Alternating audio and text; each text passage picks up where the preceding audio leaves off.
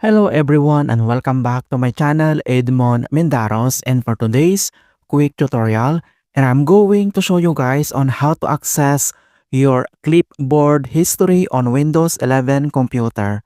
So clipboard history in Windows is a feature that allows you to store and access multiple items you've copied or cut to the clipboard. It enables you to easily paste previously copied text, images, and other data from your clipboard history, rather than having to recopy them. This will open window displaying your last 25 copied items. And without further ado, and let's go ahead. So all you have to do is to use a keyboard shortcut to open this clipboard history. So press this Windows key plus letter B on your keyboard, and then on right side, so you can see this is now this a clipboard on a Windows.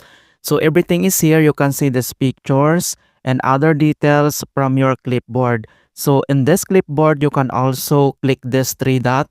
This is the see more settings, and then also you can pin this clipboard or you can paste it into other social media.